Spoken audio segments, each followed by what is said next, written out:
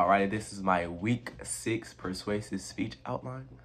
And this topic really is going to be on why we need stronger gun laws. That's something I'm big about. It's cool to protect yourself. You know what I'm saying? Use it when you feel threatened. Use it to get out of harm's way. Like, use it to, save yourself so you can live to see another day. But some people go into this world not with that mindset. They go in the world saying, okay, I got a gun. I can do anything I want with it. I can make money with this. I can go rob somebody with it. I can go sell the gun. I can make some money off it. I can go shoot somebody. I can go kill somebody. That's not the mindset these people need to have nowadays. Guns are meant to be there to protect you, not be there to flash, to show. You don't become no top 10 millionaire when you become a gun owner. You don't become no gangster when you become a gun owner. And most of the people feel like they've been like that or they are that because they have that, when really they're not like that at all. But it's cool. But this is why we need stronger gun laws. One of the examples is in 2023 alone, there have been over 600 mass shootings. I'm gonna repeat that again. In 2023 alone, there have been over 600 mass shootings in the United States. Every day, I'm gonna repeat that one time again. Every day, 110 Americans die from gun violence. 110 Americans die from gun violence a day. Not every 2 weeks, every 3, 4, 5 days. Every day. That means your cousins, auntie, grandma, sister, cousin is dying every day. Boo. So today I want to convince y'all why enacting stronger gun laws is essential to reduce the devastating impact of gun violence in our country, which is true. I want to talk to y'all about this topic because this is playing a huge part in people's lives today. The amount of stuff that happens, the amount of people that are dying daily due to the lack of gun laws. Not even the lack of gun laws, but just dying to guns in general, especially the youth. Shouldn't have one, and the youth are killing themselves daily. The youth are killing everybody daily.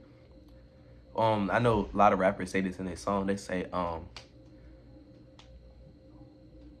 the government's supposed to be killing us, but we steady swinging the chopper on ourselves. Basically meaning people are set out to say the government will kill you, the government will do this to you. But really, Americans and people in the United States and people around the world really killing each other. The government don't even have to do it because they know you're gonna do it for them. It's crazy.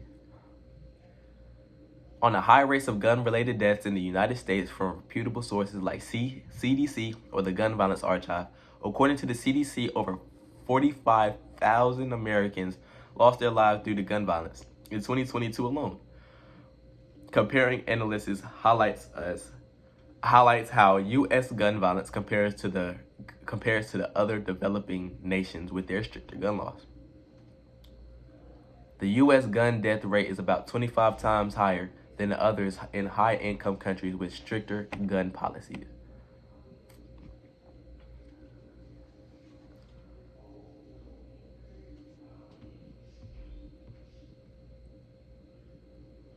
Reference study shows that universal background checks help prevent guns from getting into the wrong hands.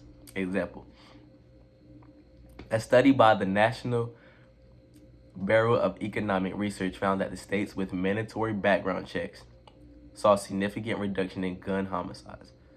When in the United States, all you have to be at a certain age to really go in there and walk in and buy a gun. I myself can walk in and buy a gun. If I had a gun license, I can walk in here and buy a gun right now. It's kind of crazy. States with stricter background checks have fewer gun-related deaths, closing the gun show loophole. The loophole and why it's dangerous is allowing private sales of firearms without background checks. Basically, you don't have to do a background check. You just walk in there, waltz in there. Oh, I want that gun right there. Oh, you got your ID? How old are you? 19, 20? Oh, here, have this gun. That's how easy it is. Studies show that the correlation between the gun show loophole and illegal gun sales. A 2019 study found that in states without this loophole, gun trafficking rates are lower. limiting access to high-capacity magazine and assault weapons.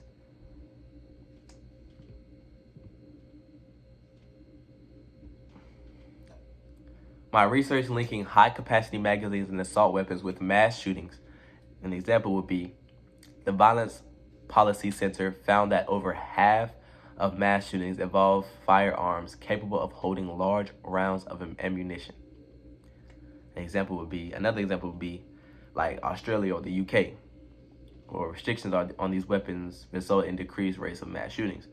When, if I'm not mistaken, don't quote me on this. Places like the UK, I think they're more known for stabbing than shootings, which is still kind of OC crazy, but you know how to walk around with a gun. You know what I'm saying? It's kind of a little bit, not even say a little bit safer, but I feel like most people take really a lot of pride in their gun laws. I feel like the United States, they have back in the day. I feel like they're starting to get more lenient. I feel like, and people would say this back in the day, you could, like, my time and age, I could go outside, play down the street, come back, and I'll be A-okay. Nowadays, you can't send your son down the street because you don't know if he's gonna come back, and that's crazy.